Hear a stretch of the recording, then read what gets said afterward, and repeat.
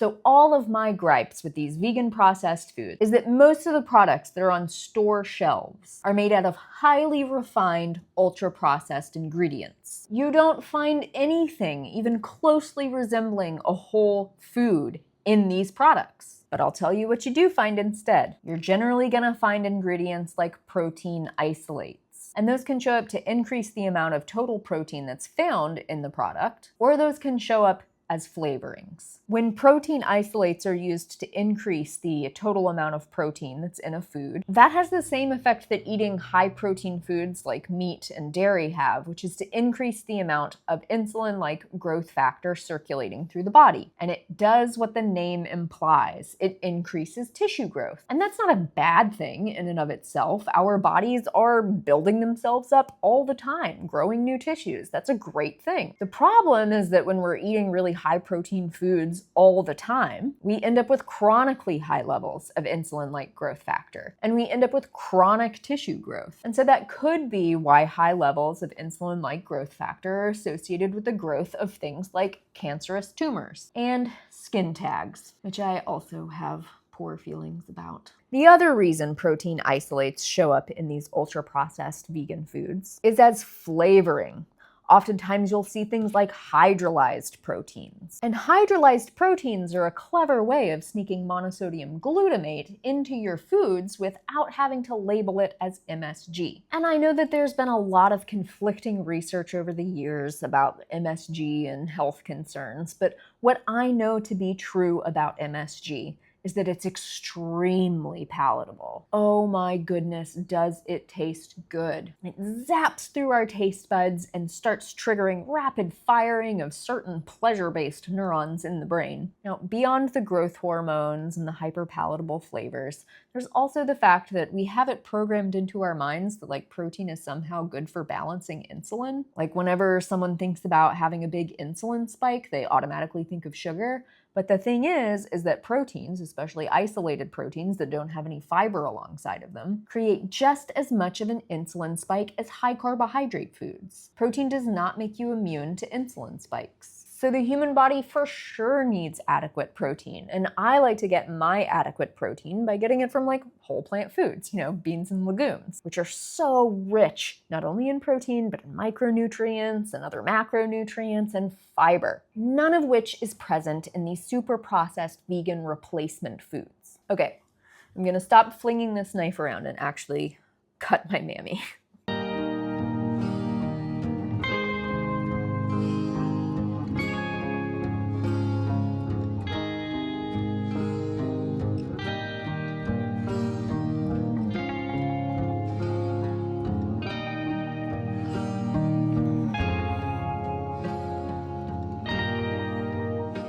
Will be breakfast.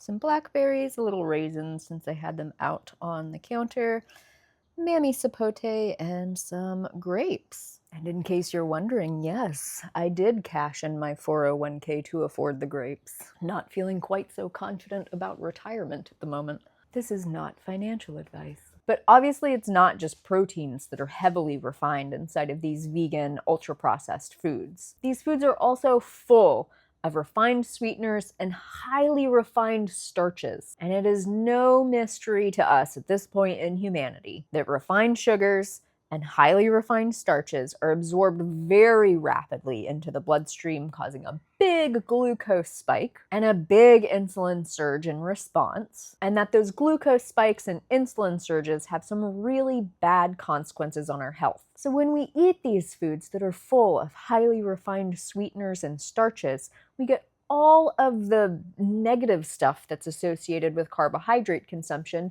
without any of the benefits, which are the antioxidants and polyphenols and resistant starches and fibers that are found in whole plant foods. And I don't know about you, but that does not sound like a winning situation to me. All the problems, none of the benefits. It would be like having a cat without fur. Wait, what was I vacuuming all morning? Oh yeah, your fur. But of course you know that food manufacturers would never bastardize protein and carbohydrates and leave out fat. And boy, oh boy, are these vegan meat and cheese and ice cream replacers full of fat, which I guess should be obvious because the animal food versions are also really full of fat. And so if we're going to make a convincing vegan version, it's also going to have the taste and the mouthfeel of that fat. This is why the first few generations of meat replacers had really bad reputations, because they tried to make them healthy too, and they tasted like garbage. But now they don't taste like garbage, and that is because there are a lot of congealed, fractionated, chemically stripped, partially hydrogenated oils found inside. Doesn't it sound appealing? But the problem is that when we chemically strip and heat treat and bombard with hydrogen atoms, what happens is that these fats oxidize and denature. And the human body needs fat to be healthy. Can't argue with that. But when we give our bodies denatured, oxidized fats, it's not an asset. Our bodies can't use it as a building material because it's so messed up. So what happens is that when we eat these, they clog up our lymphatic system, and then our freaking livers have a really hard time getting rid of them. Eating oxidized, denatured oils is such a burden on the body. And don't get me wrong, like eating plain old saturated fats from a hamburger is also a burden on the body and the liver, which is inside the body. But I honestly feel like this is a time when I'm gonna have to, as much as I hate it, like agree with some of the carnivore bros and the paleo bros and the keto bros. Ugh. Chemically and heat denatured fats aren't good for us. At least not in significant quantities, not every day. It's not good for our lymphatic system, it's not good for the liver, it's not good for our cell membranes, it's not good for our mitochondria. I think we gotta do better.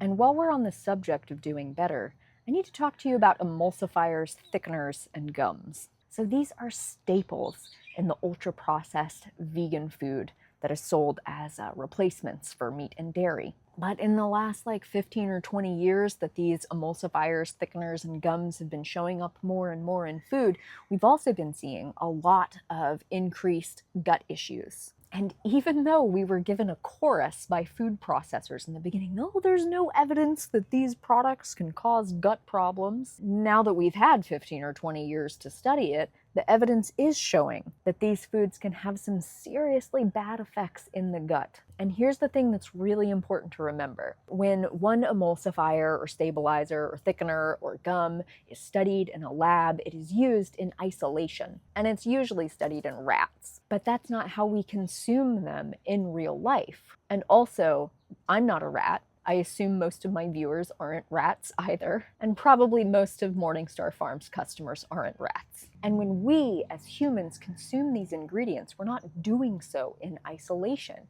We are eating them in a cacophony of other additives from all of the various other foods that we're eating. We're getting them in conjunction with pesticide residues and the drugs that we take and the weird artificial colors that we drink and whatever it is that's leaching out of our Crocs into the bottoms of our feet. Oh, and of course all of our skin and hair care products. So we're not a clean slate. And so there's no way for actual quality research to be done on this cacophony of inputs and the actual effect that it's having on our bodies day in and day out. And so I personally feel that it is the intelligent thing to do to avoid as many of these as possible. Better safe than sorry, so to speak. Better safe than inflammatory bowel disease. That is a serious street to go down. I don't want that for me, and I don't want it for you either. And I'm also gonna lump into there all of these flavors, be they synthetic flavors or natural flavors.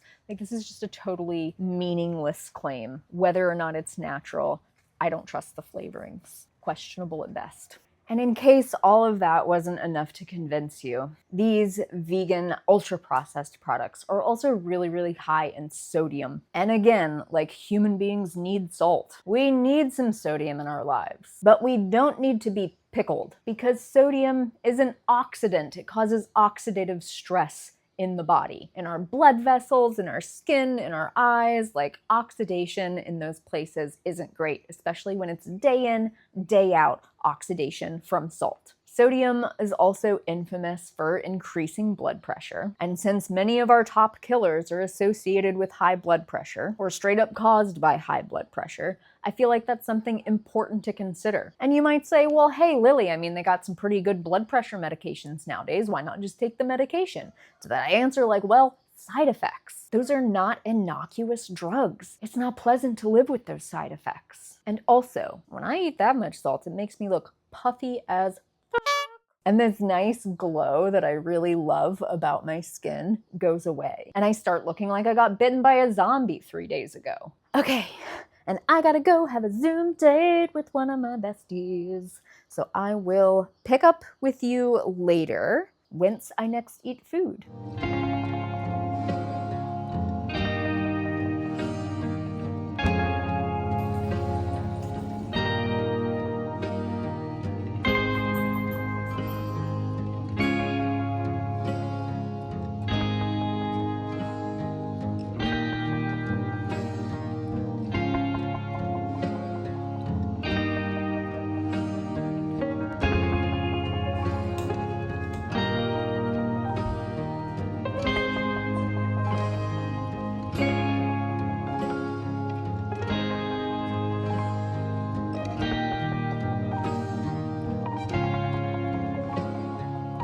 There is lunch. I had a little bit of a late breakfast, so Tobias, please stop.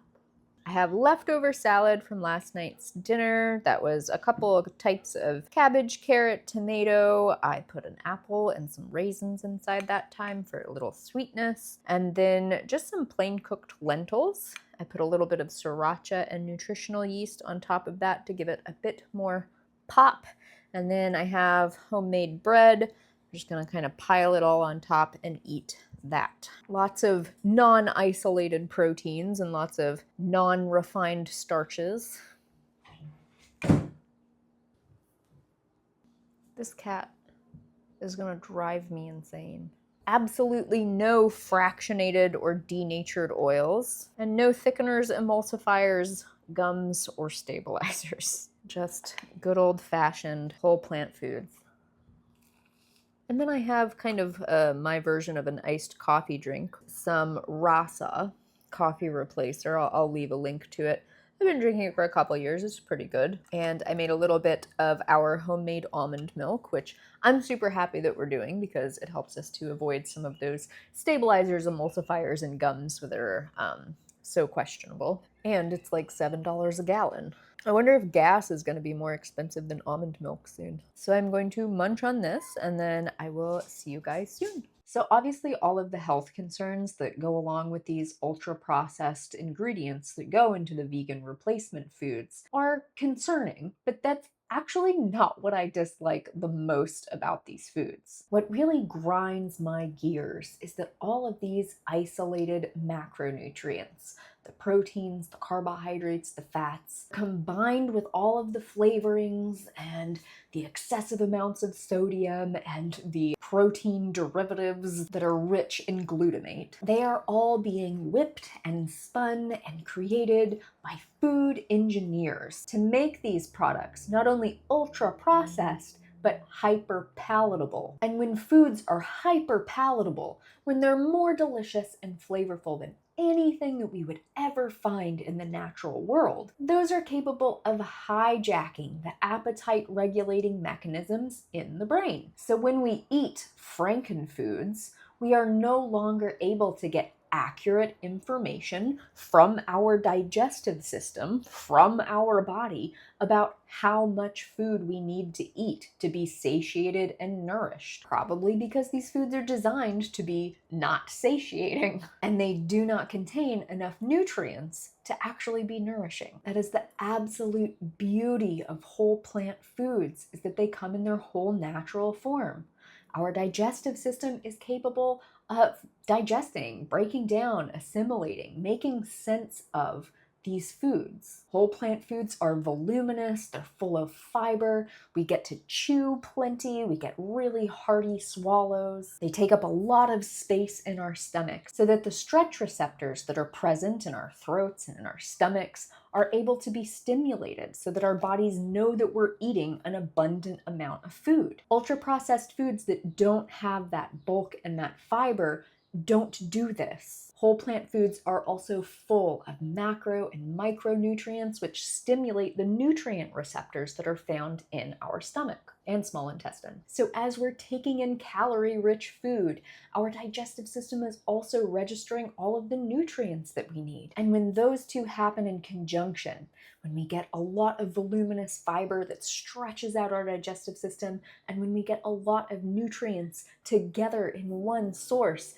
we end up experiencing deep satiation. We eat a meal and we feel really satisfied afterwards. But that doesn't happen with ultra-processed foods. And that is my biggest gripe with these vegan replacer foods. They taste really good and they are really appealing replacements. But my goal for my life and my relationship with my body is to be able to tune into her cues and follow her appetite and allow her to feel really satisfied all day, every day. It's a really beautiful, satisfying, joyful, delightful way to live. And the ultra-processed foods just don't deliver. And unsurprisingly, there are probably a lot of you watching right now who are having thoughts like, well, okay, I get that, but whole plant foods are really boring. Where's the pop? Where's the flavor? Where's the overstimulation? I mean, I'll kind of concede that point, but at the same time, I'm thinking about my meals and I genuinely get excited about each and every one of them because they taste so good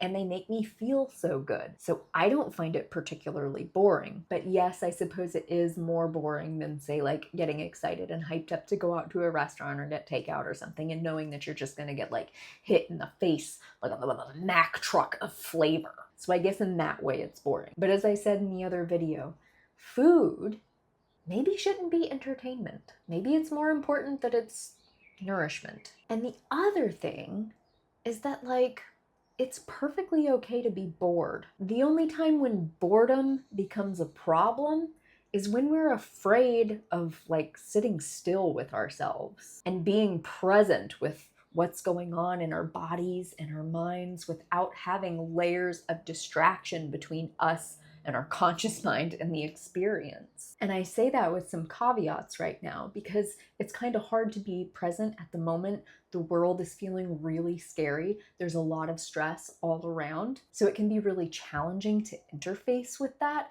without there being layers of buffering, like experiences of really, really palatable food to take the edge off. And I also concede that our social support systems are not what they need to be for us to be able to field a lot of the big stresses or the past traumas that we are experiencing or have experienced in our lives. And so I totally get that there are parts of us who use food as a soothing mechanism, as a coping strategy, as a way to get through the day. I lived a lot of my life like that, and I have a tremendous amount of compassion for it. And it has huge consequences. Not only huge consequences for our health, but consequences on our ability to be present with ourselves. Even though it comes with its own challenges and it can feel like a lot, being able to be present with our bodies and our minds is so meaningful and rewarding. And I personally really don't like it when food gets in the way of that. I mean, I don't like it anymore. I had binge eating disorder for 12 years.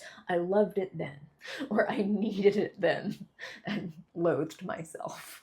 I laugh, but it's not funny. So anyway, I could literally rant about this for several days in a row, but I will rein myself in and simply say that one of my keys to success on a long-term vegan diet, feeling really healthy, thriving, not having a lot of gut health issues, has been to avoid the ultra-processed meat, cheese, dairy replacement foods. They can be delicious treats or delicious ways to share the vegan lifestyle with folks who are more acclimated to a sad kind of diet, standard American diet, and just sad. But I am of the personal and pretty well-informed opinion that whole plant foods are much, better foundations for our day-to-day diets. And I have to do the little sales pitch. If you get the sense that you use food to soothe as a coping strategy to get through the day, if you notice yourself eating emotionally, if you notice yourself using food for comfort, this is my wheelhouse. I've created a really thorough and comprehensive program called Nourished Sanctuary. It is a membership community and very comprehensive